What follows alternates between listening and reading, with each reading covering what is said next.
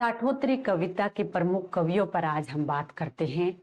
साठोत्तरी कविता के प्रमुख हस्ताक्षर अशोक वाजपेयी की कविता के बारे में बात आज करेंगे।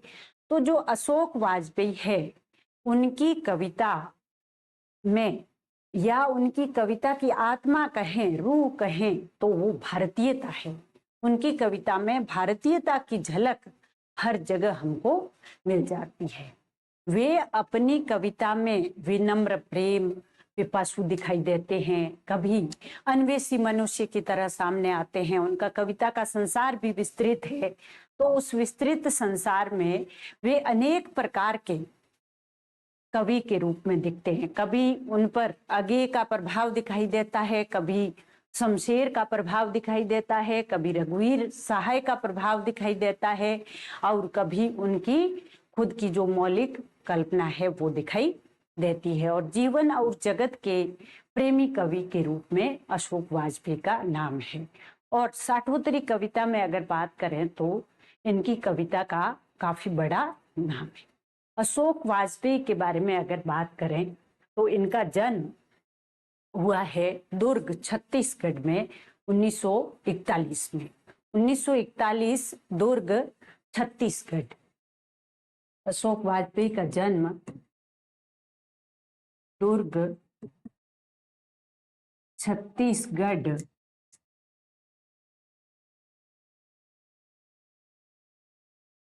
दुर्ग छत्तीसगढ़ में जन्म हुआ 1941 में।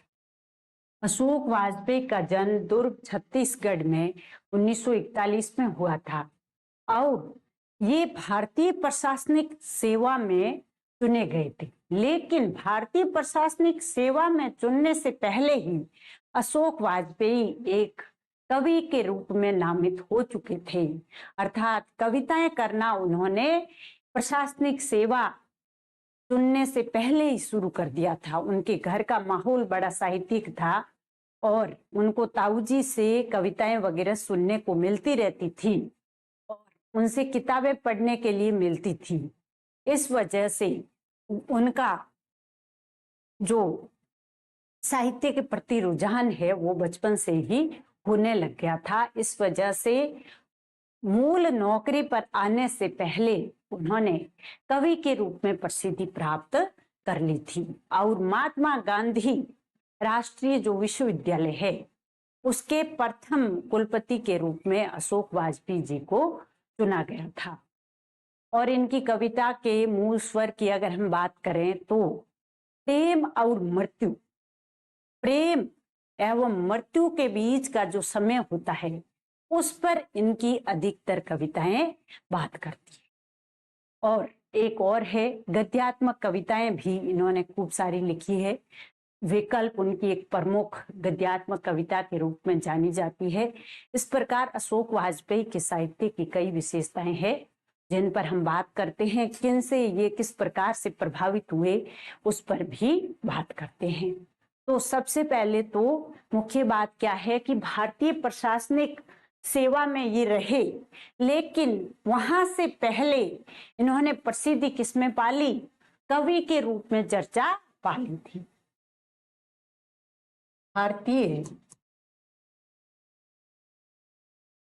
प्रशासनिक सेवा में चयन होने से पहले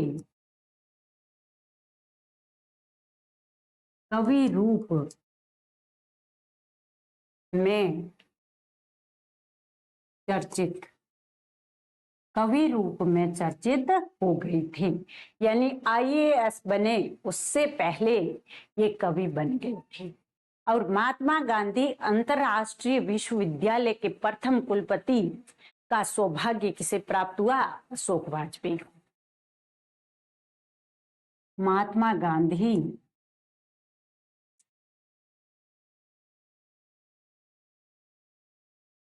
अंतरराष्ट्रीय विश्वविद्यालय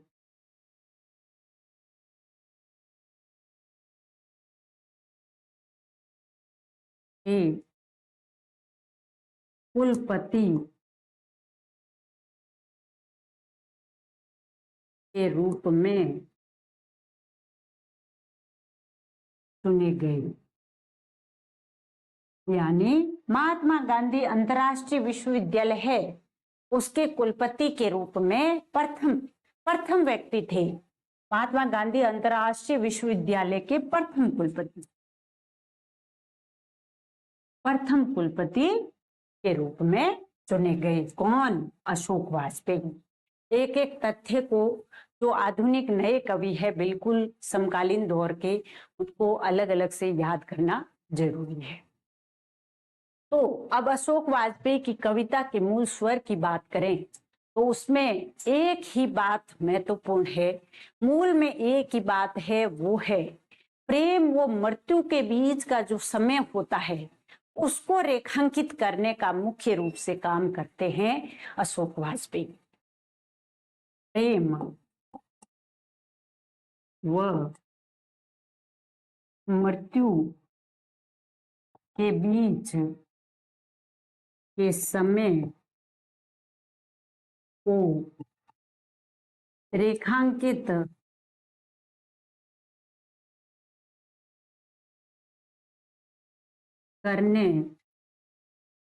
करना ही अशोक वाजपेयी की कविता का अशोक वाजपेयी की कविता का मूल स्वर है। इसके साथ ही साथ हमने अभी जैसे बात की थी कि अशोक वाजपेयी ने उनके साहित्य में भारतीयता की गहरी छाप मिलती है। भारतीयता की गहरी छाप, भारतीयता की गहरी छाप अशोक वाजपेयी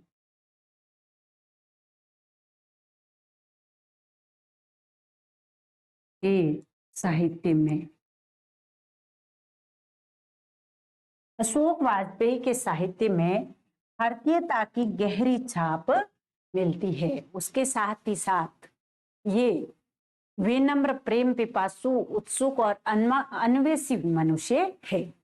विनम्र,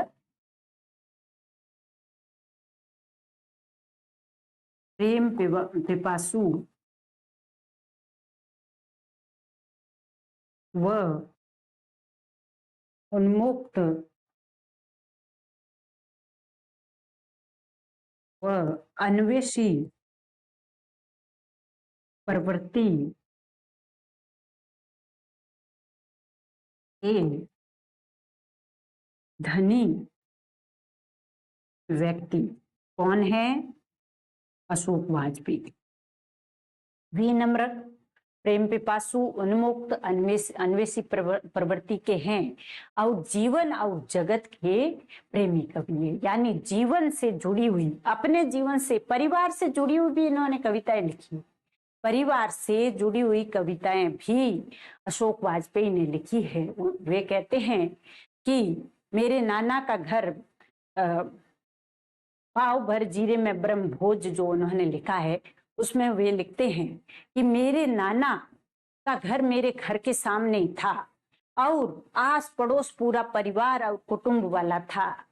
उस माहौल में जो मातृभाषाएं बोली जाती थी, जो बोलियां बोली जाती थी, उनसे मुझे साहित्यिक माहौल बनाने के लिए दूर रखा जाता और खड़ी बोली को प्रमुख भाषा बनाने की कोशिश की जाती।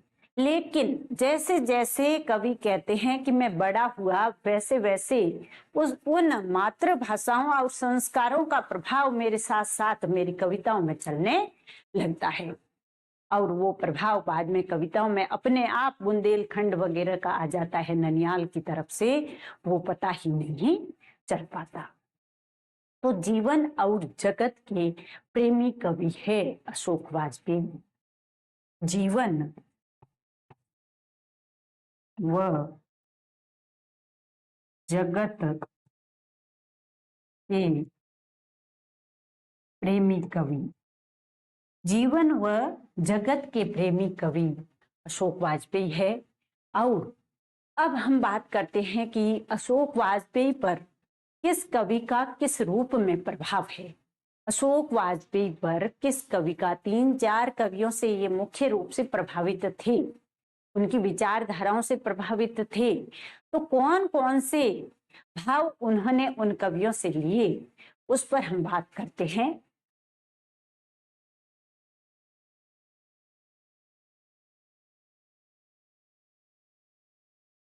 अशोक वाजपेयी पर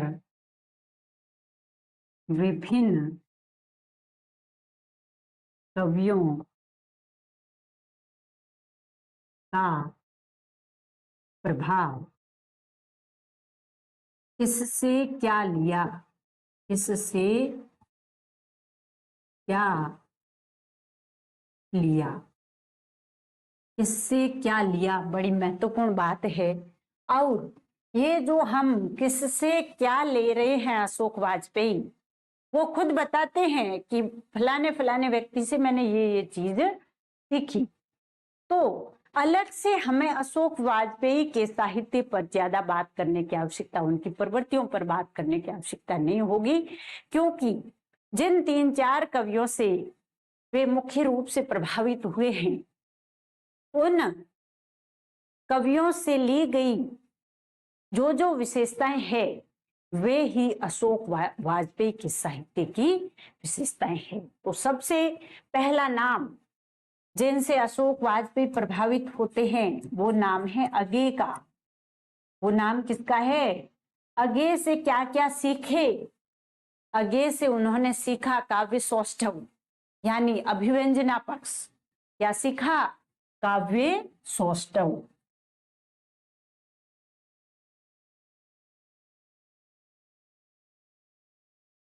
काव्य सौष्ठव जिसमें अभिव्यंजना और भाव दोनों ही आ जाते हैं। वैसे काव्य किस प्रकार से लिखा जाए, उसका सौंदर्य कैसे बढ़े, काव्य सौष्ठव उनका जो है अशोक वाजपेयी का, वो अगे से प्रभावित है।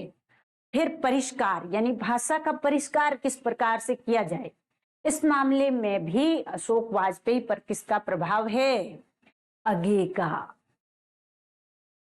ये खुद अशोक वाजपेयी खुद ने ये चीजें बताई है कि मेरे ऊपर इस व्यक्ति का प्रभाव इस रूप में है। परिष्कार, परिष्कार कहाँ से सीखते हैं? अगे के व्यक्तित्व से, अगे की काव्य रचनाओं से, अगे के रचनाता तो से क्या सीखा? काव्य सौष्ठव, परिष्कार और साथ ही साथ आधुनिकता और परंपरा के बीच में अंतर, यानी आधुनिकता क्या है और हमारी परंपरा क्या है, इसके बीच में क्या अंतर है। आधुनिकता कुछ हद तक समय से जुड़ी है, कुछ विचारधारा से जुड़ी है कि विचारों में परिवर्तन किस प्रकार से होता है। तो विचारों से बहुत कुछ आधुनिकता प्रभावित होती है। परंपरागत विचार कौन से होंगे? जो परंपराओं से मान्य है, और आधुनिक कौन से? जो परंपरा या फिर लीक जिसे कहते हैं उससे हटकर के नए तरीके से विचार प्रस्तुतिकरण हो, तो वो आधुनिक कहलाएगा। तो इस प्रकार के जो भी, इसके अलावा भी जो पैमाने अगे ने आधुनिकता और परंपरा को अलग करने के लिए निर्धारित किए, उन्हीं पैमानों पर अशोक वाजपेयी उनसे प्रभावित है, और उन्हीं पैमानों के आधार पर उन्होंने भी अपनी कविता में आधुनिकता और परंपरा में अंतर को स्पष्ट किया है। तो इस प्रकार से एक प्रभाव हो गया आधुनिकता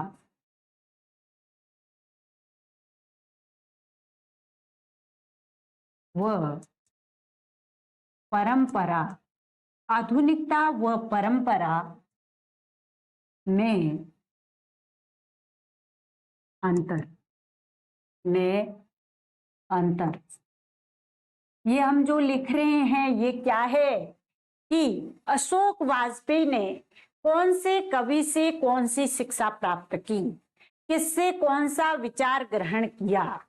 तो अगर पूछ लिया जाए कि काव्य सौष्ठव, परिष्कार, आधुनिकता और परंपरा में अंतर, ये विचार अगे ने कहां से लिए, तो उत्तर क्या होगा, अगे नहीं सॉरी, ये अशोक वाजपेयी ने कहां से लिए, तो उत्तर होगा अगे। और अब हम बात करते हैं दूसरे ऐसे कवि जो जिनसे अशोक वाजपेयी प्रभावित है, तो वे कौन है, शमशेर बहादुर सिंह। शमशेर का किस प्रकार से प्रभाव है, शमशेर शमशेर शमशेर बिंबवादी कवि है, उषा कविता है उनकी, राख से लिपा हुआ चौका, इस प्रकार के नए नए बिंब वे देते हैं। तो सीधी सी बात है कि शमशेर की सौंदर्य चेतना से अशोक वाजपेयी प्रभावित है, और जटिलता के स्तर पर भी उन्होंने शमशेर से कुछ ग्रहण किया। और प्रयोग, नए नए प्रयोग निर्भरता, यानी नए नए प्रयोग करना, साहित्य के क्षेत्र में नए नए प्रयोग करने का कार्य भी करते हैं। तो वो भी प्रभाव कहां से ग्रहण करते हैं, शमशेर के यहां से। सौंदर्य चेतना, प्रयोग धर्मिता। अब प्रयोग धर्मिता आगे में भी थी, लेकिन अशोक वाजपेयी किससे प्रभावित है, तो उत्तर क्या होगा, अशोक वाजपेयी प्रयोग धर्मिता के स्तर पर शमशेर से प्रभावित है। और जटिलता, प्रयोग धर्मिता एवं जटिलता, इन स्तरों पर अशोक वाजपेयी पर किसका प्रभाव है, शमशेर बहादुर सिंह का। और बिल्कुल शॉर्ट में हम बात कर रहे हैं कि किस व्यक्ति का किस प्रकार से अशोक वाजपेयी पर प्रभाव है। अगले व्यक्ति है रघुवीर सहाय। तो रघुवीर सहाय, उनकी जो कविताएं हैं वे गद्य के निकट है, सपाट बयानी है।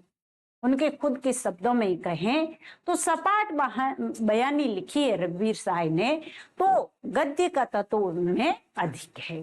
तो गद्य का तत्व ही इधर अशोक वाजपेयी में आ गया।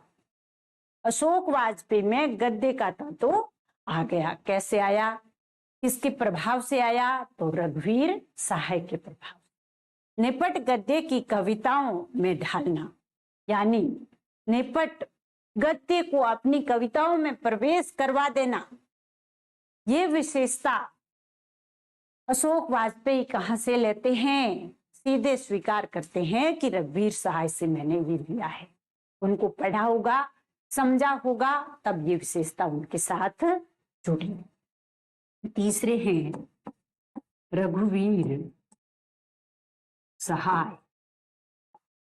रघुवीर सहाय से सबसे बड़ी बात जो अशोक वाजपेयी ने सीखी वो क्या है, निपट गद्य को कविता में ढाल देना। निपट यानी पूर्णतया गद्य जो है उसको कविता में ढालने का प्रयास, सपाट बयानी। निपट गद्य को कविता में ढाल देना। निपट गद्य को कविता में ढाल देना, ये रघुवीर सहाय ने कहां से प्राप्त किया, तो उत्तर अशोक वाजपेयी ने कहां से प्राप्त किया, तो उत्तर होगा रघुवीर सहाय से। और रघुवीर सहाय तो खुद पत्रकार थे, और उनकी पत्रकारिता का प्रभाव उन पर था कि उनकी काव्य की भाषा भी सपाट बयानी और गद्यात्मक अधिक रहती थी। सीधी सरल सहज भाषा में वे लिखते हैं।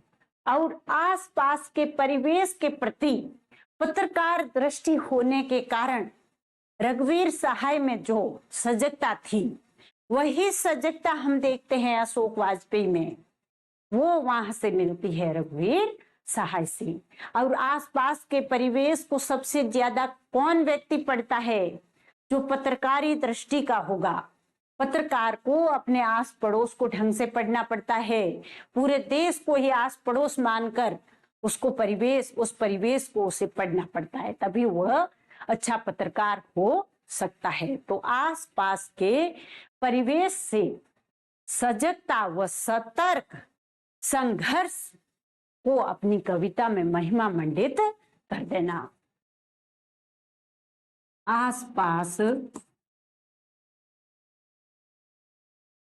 के परिवेश से सजग सतर्क व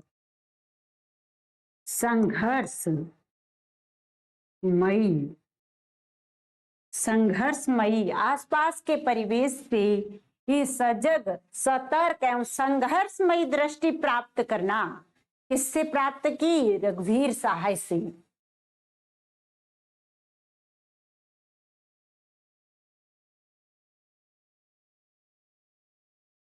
और रघुवीर सहाय में ये क्यों थी?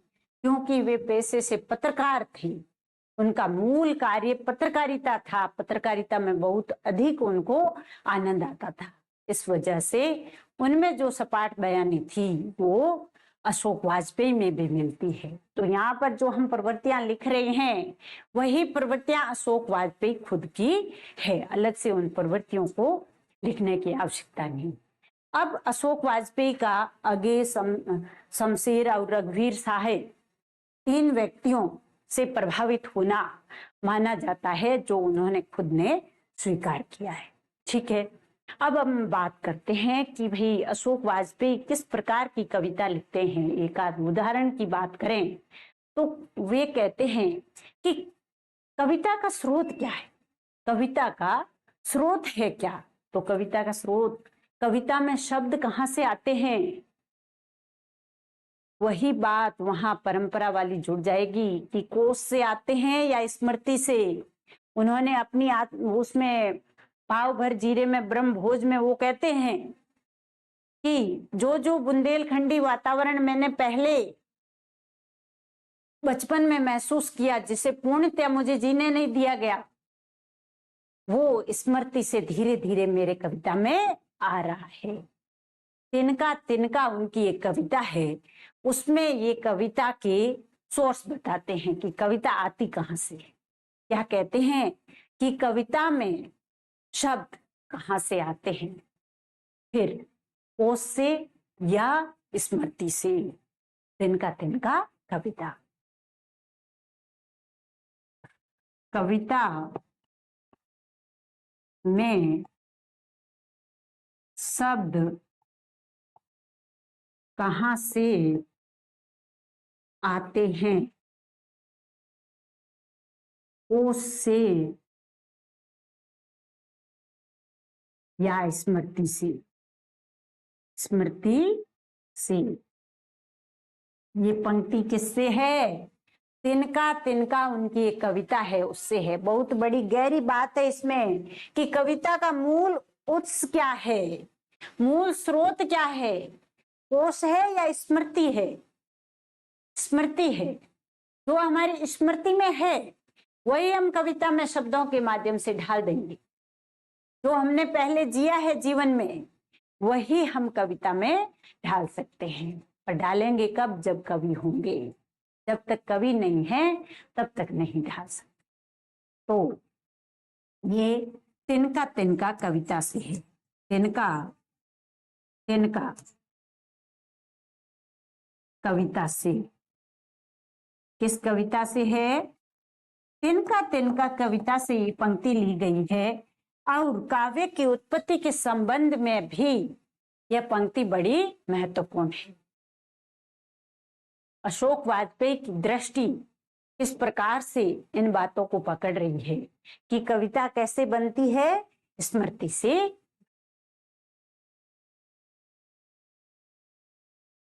अशोक वाजपेयी की रचनाओं पर बात चल रही है।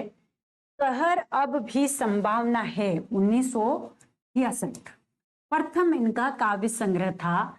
शहर अब भी संभावना है।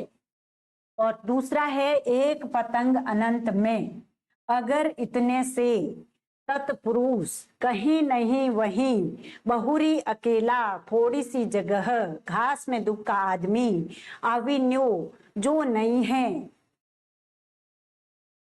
अभी कुछ और, तिनका तिनका, जिसकी एक पंक्ति हमने पढ़ी थी, दुख चिट्ठी रस्सा है, विवक्षा कुछ रफू कुछ चिथड़े, इबारत से गिरी मात्राएं, उम्मीद का दूसरा नाम, समय के पास समय। समय से जुड़ी हुई रचनाएं काफी महत्वपूर्ण है। समय के पास समय, कभी कभार, पुरखों की परखी धूप, उजाला एक मंदिर बनाता है। इस प्रकार एक बार लाउड रीडिंग कर देनी चाहिए, हम खुद पढ़ते हैं तब भी, और फिर वापस से इस पर बात करते हैं कि कौन सी रचना किस प्रकार की, कौन सी ज्यादा महत्वपूर्ण है, क्या है। सबसे पहली रचना है शहर अब भी संभावना है। तो ये महत्वपूर्ण है क्योंकि ये प्रथम काव्य संग्रह कवि का है। ये महत्वपूर्ण है क्यों? क्योंकि शहर अब भी संभावना है प्रथम काव्य संग्रह 1966 में आया। कब आया? 1966 में। और दूसरा इनका है एक पतंग अनंत में। तीसरी रचना आती है अगर इतने से, जो 1986 में आई थी, और गद्य कविताएं। हमने एक बात की थी कि रघुवीर सहाय का इन पर प्रभाव है, और रघुवीर सहाय की सपाट बयानी को इन्होंने लिया है। जो गद्यात्मकता है रघुवीर सहाय की, वही अशोक वाजपेयी में भी देखने को मिलती है। और वो अशोक वाजपेयी में जो सपाट बयानी मिलती है, उससे जुड़ी हुई कविता कौन सी है? अगर इतने से। ये अगर इतने से, तो ये एक महत्वपूर्ण हो गई। अगर इतने से है वो किस प्रकार की है? जिसमें है तो कविता, लेकिन गद्य वाले तत्व तो अधिक है, अर्थात सपाट बयानी की तरह लिखी गई है। अगली है तत्पुरुष। तत्पुरुष ऐसी रचना रही जिसने अशोक वाजपेयी को प्रसिद्धि दिलाई।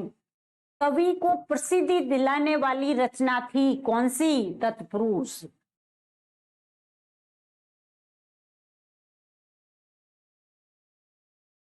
को प्रसिद्धि दिलाई इस रचना ने। तत्पुरुष कई बार नेट वगैरह में आया हुआ है, शहर अब भी संभावना है, तत्पुरुष वगैरह। तत्पुरुष किसकी रचना है? अशोक वाजपेयी की। कब लिखी गई है? 1989। ये सन तो नहीं पूछे जाते हैं, सन तो जो बिल्कुल बहुत ज्यादा महत्वपूर्ण है उनके ही याद करने हैं। कहीं नहीं वहीं, जितना कह सके उतनी महत्वपूर्ण। कहीं नहीं वहीं, कहीं नहीं वहीं अशोक जी की। किसकी रचना है? कहीं नहीं वहीं, 1991 में लिखी गई अशोक वाजपेयी की रचना है। और 1994 में साहित्य अकादमी पुरस्कार इसे मिला। कहीं नहीं वहीं को 1994 में साहित्य अकादमी पुरस्कार मिलता है। बहुरी अकेला, ये रचना भी कई बार आई हुई है परीक्षाओं में। बहुरी अकेला किसकी रचना है? अशोक वाजपेयी की। फिर है थोड़ी सी जगह, थोड़ी सी जगह, घास में दुबका आदमी। घास में दुबका आदमी अशोक वाजपेयी की रचना इस प्रकार से आए कि निम्न में से कौन सी अशोक वाजपेयी की रचना नहीं है? तो किन्हीं 3 रचनाओं के नाम आएंगे और चौथा किसी और का होगा। तो ये सारी हमें याद होगी तब काम होगा। आविन्यो काफी महत्वपूर्ण है। ये भी घास में दुबका आदमी भी है। कहीं नहीं वही सबसे ज्यादा महत्वपूर्ण थी, जो 1991 में प्रकाशित हुई, और 1994 में उसको कौन सा पुरस्कार मिलता है? साहित्य अकादमी पुरस्कार मिला। जो नहीं है, ये जो नहीं है। फिर है अभी कुछ और। फिर तिनका तिनका, तिनका तिनका से ही वो स्मृति वाली पंक्ति है कि शब्द कहाँ से आते हैं? कोश से आते हैं या स्मृति से? तो स्मृति से शब्द, वैसे शब्द कोश में होते हैं, लेकिन बनते कैसे हैं? जब हमारी स्मृति काम करती है। दुख चिट्ठी रसा है। दुख क्या है? चिट्ठी रसा है। दुख चिट्ठी रसा है, नाम बड़ा अलग सा है, इसलिए ये भी थोड़ी महत्वपूर्ण हो जाती है। दुख चिट्ठी रस्सा है, फिर है विवक्षा, कुछ रफू कुछ चितड़े, ये भी महत्वपूर्ण है। इबारत से गिरी मात्राएं, उम्मीद का दूसरा नाम, समय के पास समय, कभी कभार, पुरखों की परखी धूप, उजाला एक मंदिर बनाता है। उजाला एक मंदिर बनाता है, किसकी रचना है? अशोक वाजपेयी की। और उजली सुई आएगी, वो हरीश बादानी की रचना होगी। फिर है वाजपेयी जी ने श्रेष्ठ, अब इनके बारे में कुछ महत्वपूर्ण बातें हैं, ये महत्वपूर्ण इनका काव्य था। अब अशोक वाजपेयी के बारे में कोई महत्वपूर्ण जो तथ्य है वो इस प्रकार से है। वाजपेयी जी ने श्रेष्ठ गद्य कविता का निदर्शन प्रस्तुत किया, किसमें? विकल्प कविता में। यानी हमने पढ़ा था, क्या पढ़ा था? अगर इतने से, ये जो है ये क्या है? गद्य कविता है। क्या थी? गद्य कविता। अब गद्य कविता जो है उसमें भी सर्वश्रेष्ठ कौन सी है? तो होगी विकल्प कविता। कौन सी कविता? विकल्प। इन्होंने शमशेर की टूटी हुई बिखरी हुई का संपादन अशोक वाजपेयी ने किया। शमशेर बहादुर सिंह की, क्योंकि उनसे वे प्रभावित भी थे तो उनका वो संपादन का कार्य भी किया है, तो हो सकता है संपादन का कार्य करते करते ही प्रभाव आ गया होगा। शमशेर की कौन सी रचना का संपादन अशोक वाजपेयी ने किया? ये भी महत्वपूर्ण बात है। तो कौन सी है? टूटी हुई बिखरी हुई। दिगंबरा कविता में पुराने काव्य शास्त्र को नए आयाम दिए गए हैं। काव्य से शास्त्र के संबंध में आधुनिक बिल्कुल समकालीन नए कवियों में काम करने वाले कौन हैं? दिगंबरा कविता में पुराने काव्य शास्त्र को नए आयाम देने वाले कवि अशोक वाजपेयी। उतना अच्छा आदमी नहीं, काका पर लिखी कविता है, उतना अच्छा आदमी नहीं। फिर है अशोक वाजपेयी का आलोचनात्मक कार्य। अपने कवि की दृष्टि से बात चल रही थी, लेकिन उन्होंने प्रमुख आलोचनात्मक कार्य कौन सा किया है उस पर भी थोड़ी बात कर लेते हैं। इन पर इन्होंने आलोचनात्मक काम किया है। मुक्तिबोध पर किया है, धूमिल पर किया है, कमलेश पर किया है, विनोद कुमार शुक्ल पर किया है। दीवार में एक खिड़की रहती है, ऐसा इनकी एक रचना मिलती है विनोद कुमार शुक्ल की। श्रीकांत वर्मा और रघुवीर सहाय, इन सब पर आलोचनात्मक काम है अशोक वाजपेयी का। फिलहाल बहुत महत्वपूर्ण है, कई बार परीक्षा में आई हुई है। फिलहाल जो है वो समकालीन कवियों पर आलोचनात्मक कार्य है। फिलहाल जो क्या है, समकालीन जो कवि है उन पर आलोचनात्मक कार्य किया गया है, जो 1960 में आई थी। फिलहाल संपादन कार्य यानी कौन कौन सी पत्रिकाओं का संपादन अशोक वाजपेयी द्वारा किया गया, तो उनमें कौन आएंगे? पूर्वाग्रह 1964 से 1970 तक, बहुवचन, समास, तीनों का संपादन। यानी पूर्वाग्रह का भी संपादन किया अशोक वाजपेयी ने, कब तक? 1964 से 1970 तक। और बहुवचन का भी संपादन किया, समास पत्रिका का भी संपादन किया। तो ऐसे सवाल आ सकता है कि निम्न में से कौन सी पत्रिका का संपादन अशोक वाजपेयी ने नहीं किया? तो ये पूर्वाग्रह, बहुवचन और समास, इन तीनों का किया है। और पहचान नाम की अनियमित पत्रिका भी इन्होंने निकाली थी। ये हुआ इनका संपादन कार्य।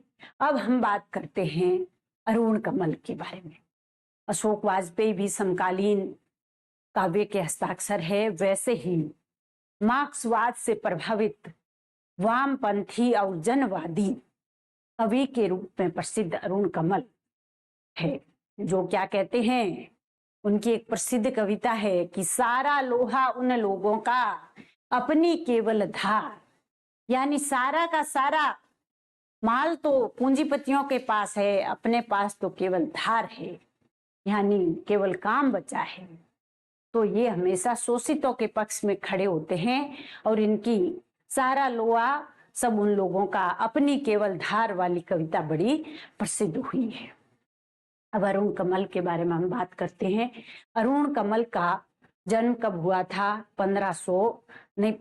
15 जनवरी 1954, 15 जनवरी को, और 1954 में अरुण कमल का जन्म हुआ।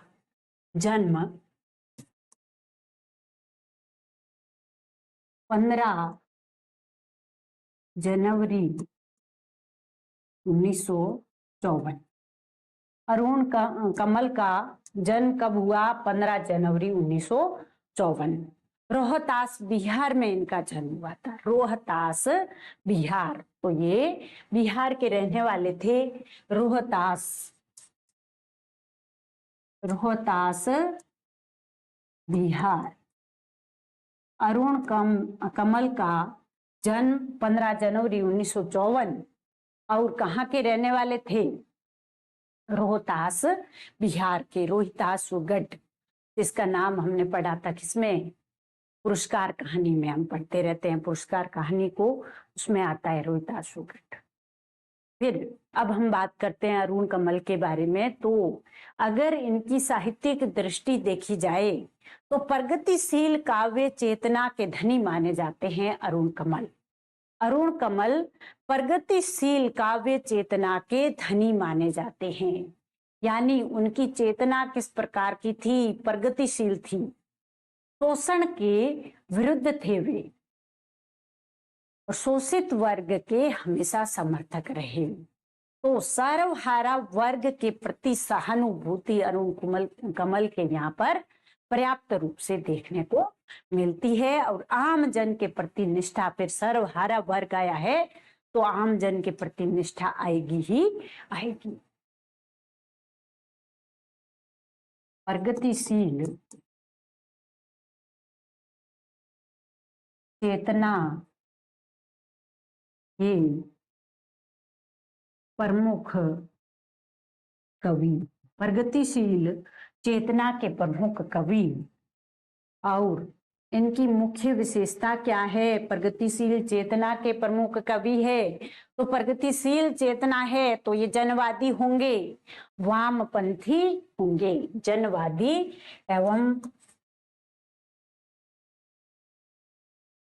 वामपंथी विचारधारा विचारक या विचार धारा से प्रभावित, वामपंथी विचारधारा से प्रभावित। जनवादी है तो प्रगतिशील तो है ही है, और प्रगतिशील काव्य चेतना के धनी है तो क्या होंगे? सर्वहारा वर्ग के प्रति इनके मन में सहानुभूति होगी।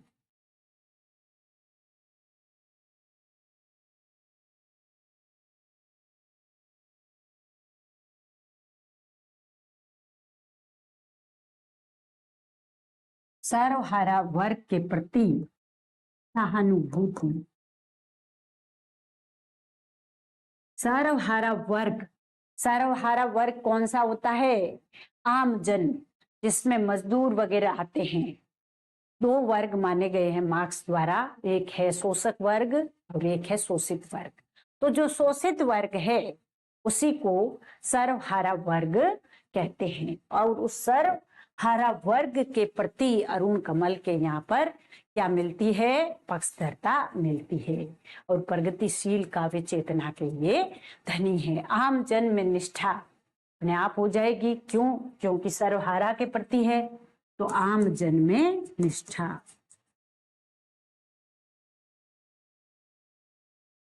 आम जन में निष्ठा, आम जन में निष्ठा थी किसकी? आम जन में निष्ठा रखते हैं कौन? अरुण कमल। जनवादी कवि है, वामपंथी कवि है, मार्क्सवाद से प्रभावित है, और उनकी प्रसिद्ध पंक्ति मानी जाती है, सारा लोहा उन लोगों का अपनी केवल हार। प्रसिद्ध पंक्ति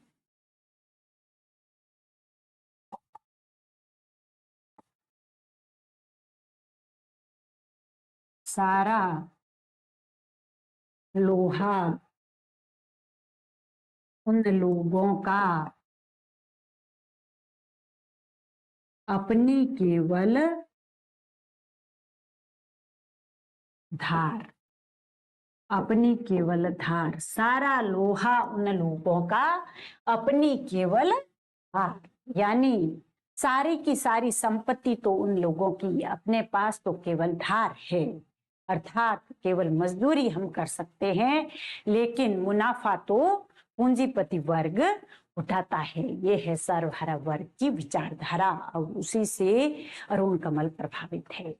और अरुण कमल के यहाँ पर इनकी कविताओं में नए बिंब और उनकी बोलचाल की भाषा प्रयुक्त हुई है, क्योंकि ये सर्वहारा वर्ग के बारे में लिखते हैं तो उनमें बोलचाल की भाषा तो आएगी आएगी। अरुण कमल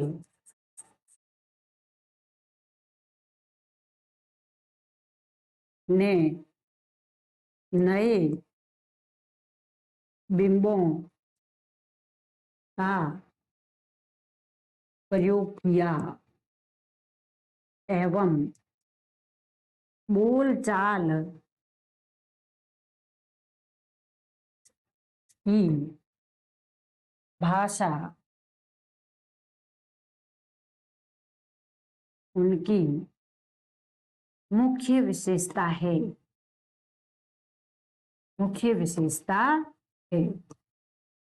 बोलचाल की भाषा उनकी मुख्य विशेषता है।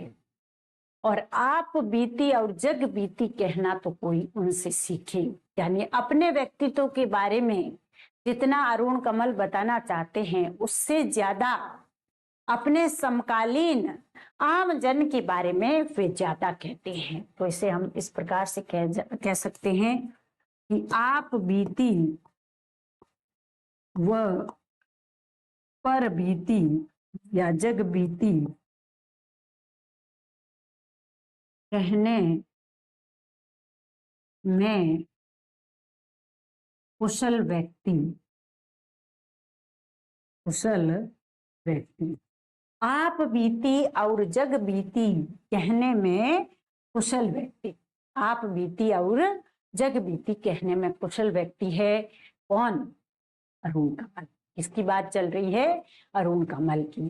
शोषण जो व्यवस्था है उसके अरुण कमल पक्षधर है या विपक्षी? तो विपक्षी है। तो शोषण मूलक जो व्यवस्था है उसके खिलाफ उनके काव्य में क्या मिलेगा? आक्रोश और नफरत। शोषण मूलक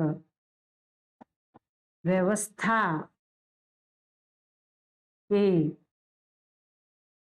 खिलाफ आक्रोश एवं नफरत।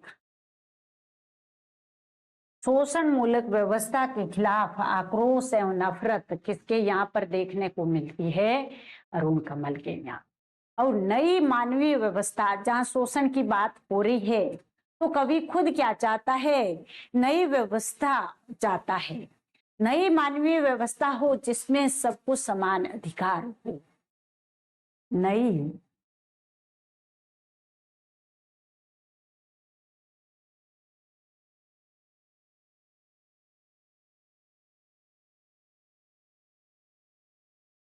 मानवीय व्यवस्था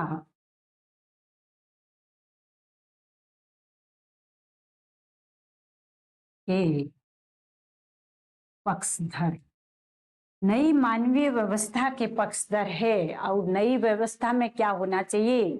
कि सभी के लिए समान अधिकार, जो कि मार्क्सवाद की मूल धारणा मानी जाती है।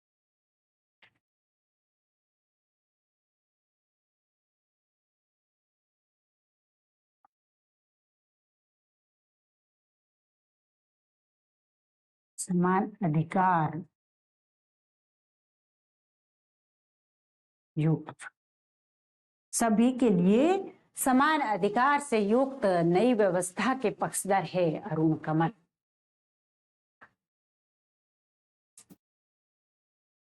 तो अरुण कमल की प्रमुख रचनाओं की अगर हम बात करें तो सबसे पहले उनका काव्य संग्रह आता है मैं वो शंख महाशंख। अरुण कमल लिखते हैं, मैं वो शंख महाशंख अपनी केवल धार, बहुत ही महत्वपूर्ण है जो 1980 में लिखा गया था, अपनी केवल धार। सबसे महत्वपूर्ण रचना अरुण कमल की अगर कोई सबसे महत्वपूर्ण रचना है तो उसका नाम है अपनी केवल धार। लेकिन साहित्य अकादमी पुरस्कार किसे मिला है? नए इलाके में। ये यहाँ पर अरुण कमल की जो नए इलाके में है वो कविता जो है उसमें कवि कहता है कि नए इलाके में, अर्थात नएपन की जब हम खोज करते हैं तो जो अभी नया है वो हाथों हाथ पुराना हो जाता है। यानी नएपन की खोज में जितना अधिक कवि लग जाए या कोई व्यक्ति लग जाए, लेकिन नयापन कब तक रहेगा? एक पल के लिए, एक घंटे के लिए नयापन लगेगा और फिर वही पुरानापन, वही परंपरा दिखाई देगी। तो नए इलाके में ये जो इनका संग्रह है 1996 में आया है और इसी पर उन्हें 1998 में साहित्य अकादमी पुरस्कार मिला। साहित्य अकादमी पुरस्कार नए इलाके में रचना पर मिला है। कब मिला? 1998 में। 1996 की ये रचना थी नए इलाके में। पुतली में संसार जो कि 2001 में आई, पुतली में संसार 2001 की रचना। और इम्पोर्टेंट रचनाएं कौन कौन सी हुई? एक तो अपनी केवल धार और एक नए इलाके में। वैसे इतनी रचनाएं हैं, एक है सबूत, एक है पुतली में संसार। 1979 में उर्वर प्रदेश कविता पर भारत भूषण अग्रवाल पुरस्कार अरुण कमल को मिला है। 1979 में उर्वर प्रदेश नाम की जो कविता है उस पर इनको पुरस्कार मिला। कौन सा? भारत भूषण अग्रवाल पुरस्कार। ज्यादा महत्वपूर्ण पुरस्कार कौन सा है? साहित्य अकादमी। तो किस रचना के लिए मिला है? नए इलाके में रचना के लिए।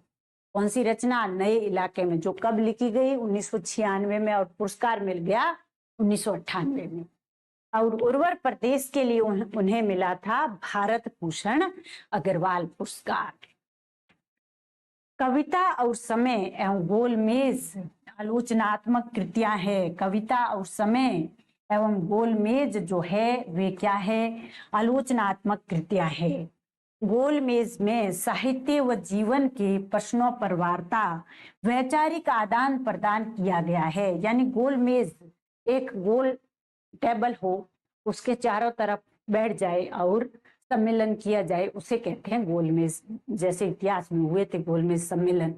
तो जो गोलमेज है उसमें यहाँ पर अरुण कमल क्या करते हैं? सारे जितने भी कालिदास से लेकर आधुनिक आलोचक नामवर सिंह जी तक को लेकर के और उनके विचारों, उनके विवादों पर विचार विमर्श प्रस्तुत करते हैं। ऐसा लगता है कि कालिदास से लेकर नामवर सिंह जी तक सब उस गोलमेज के आसपास बैठे हैं और वे आपस में बातचीत कर रहे हैं, अर्थात उसमें तर्क भरी बातें है, वैचारिक आदान प्रदान है।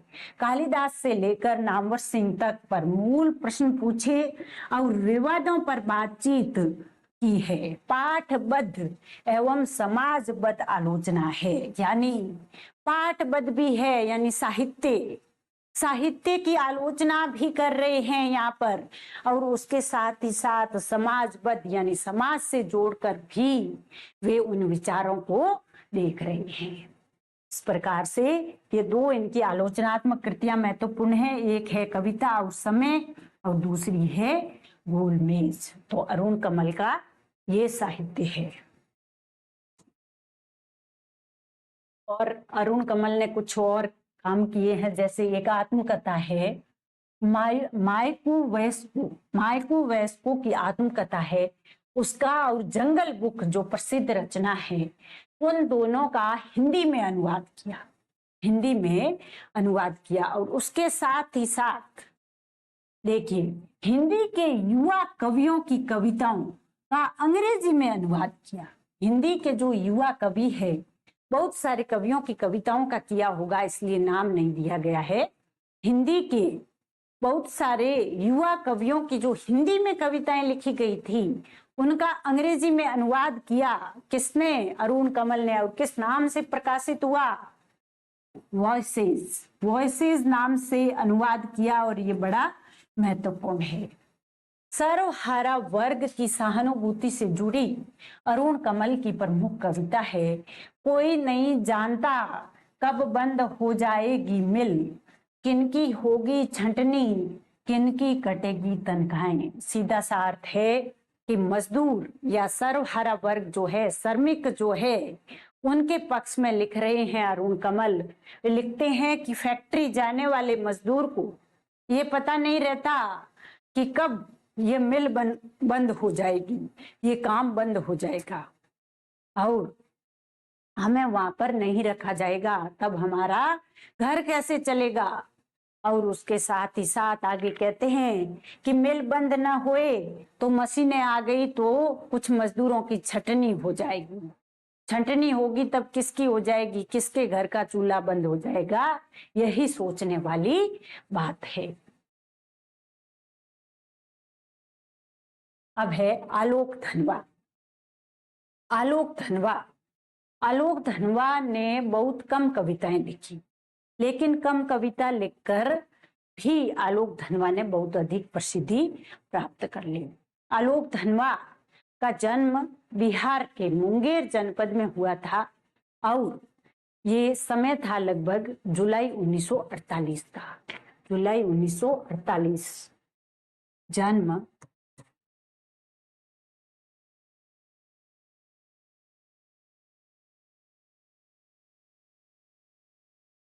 जुलाई 1948। समकालीन कवि कुछ है सिलेबस में, तो यहाँ से क्रमवार जन्म के हिसाब से भी सवाल बनने को बन सकता है। तो सभी कवियों के बारे में मोटा मोटा आइडिया होना चाहिए कि किसका जन्म कब हुआ है। तो आलोक धनवा का जन्म हुआ जुलाई 1948 और स्थान था मुंगेर जो बिहार में है।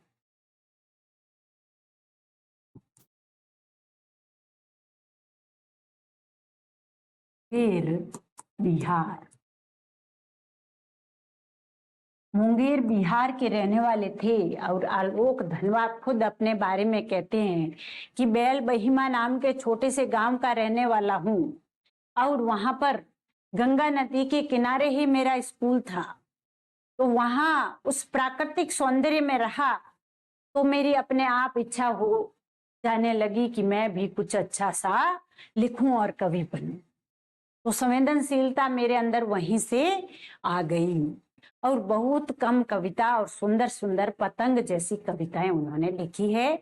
ये संवेदनशील कवि माने जाते हैं और समकालीन हिंदी काव्य के प्रमुख हस्ताक्षर है।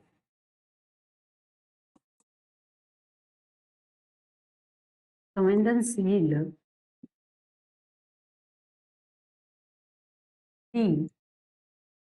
कवि जो कम कविता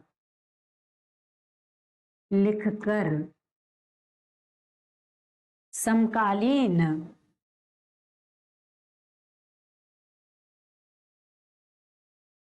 काव्य के प्रमुख हस्ताक्षर बन गए। प्रमुख हस्ताक्षर बन गए यानी कविताएं तो कम लिखी लेकिन संवेदनशील प्रकृति के व्यक्ति है। जैसा हम अभी बात कर रहे थे कि गंगा के किनारे ही उनका गांव और गंगा के किनारे ही स्कूल, तो उस सुंदर प्रकृति के माहौल में रहते हुए आलोक धनवा ने धीरे धीरे कविता करना शुरू कर दिया और संवेदनशीलता उनके काव्य में मुख्य रूप से आती है। और जन आंदोलन से वे प्रभावित थे और राष्ट्रीय चेतना भी उनकी प्रखर रही। जन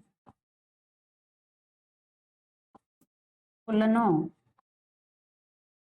से प्रभावित कवि जिनकी राष्ट्रीय चेतना प्रखर ही है। जन आंदोलनों से प्रभावित कवि है जिनकी राष्ट्रीय चेतना भी प्रखर रही है। एक और इनकी मुख्य विशेषता है वो है मनोविज्ञान के ये बड़े कुशल ही चितेरे माने जाते हैं। यानी पतंग कविता जो है उसमें आलोक धनवा जिस प्रकार से कहते हैं कि चमकीली साइकिल चलाते हुए पंखों की तरह उड़ते हुए इस प्रकार बच्चों की तुलना वे कैसे कैसे करते हैं, उस पतंग कविता में ही उन्होंने पूरा बाल मनोविज्ञान एक जगह लाकर रख दिया है। और आलोक धनवा का बाल मनोविज्ञान से जुड़ा और भी काम है।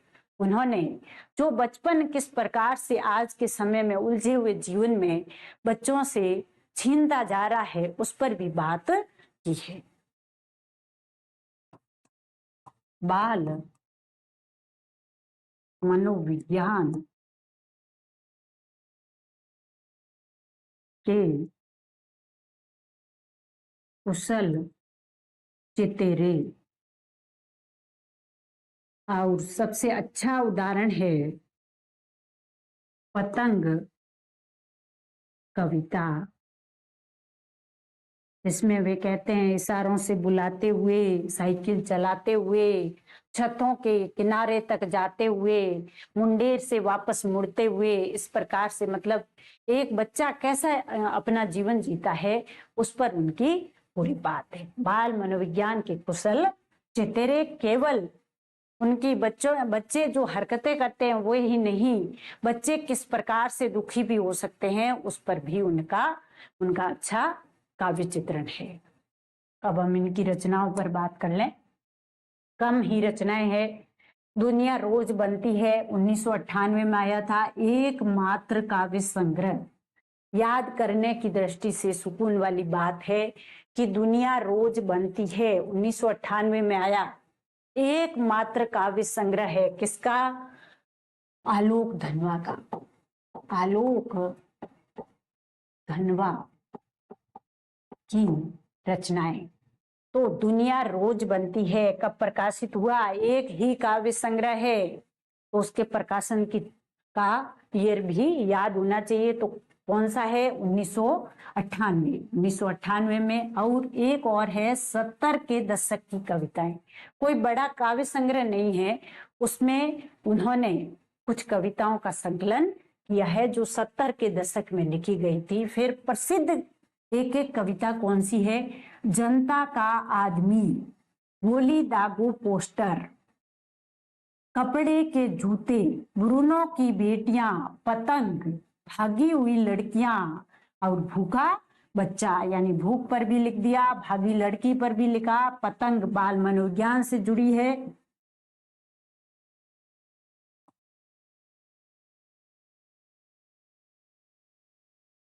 आलोक धनवा की कौन कौन सी कविताएं हैं? जनता का आदमी, गोली दागू पोस्टर, कपड़े के जूते, ब्रूनो की बेटियां, पतंग, भागी हुई लड़कियां, भूखा बच्चा। तो जनता का आदमी, गोली दागू पोस्टर, कपड़े के जूते, ब्रूनो की बेटियां, पतंग, भागी हुई लड़कियां, भूखा बच्चा, ये सब कविताएं किसकी है? आलोक धनवा की। इन्हें हमको याद करना है क्योंकि बहुत ही कम काम है आलोक धनवा का, और जो है वो बड़ा सर्वश्रेष्ठ है। कम लिखना और बेहतर लिखना, यही इनका मूल मंत्र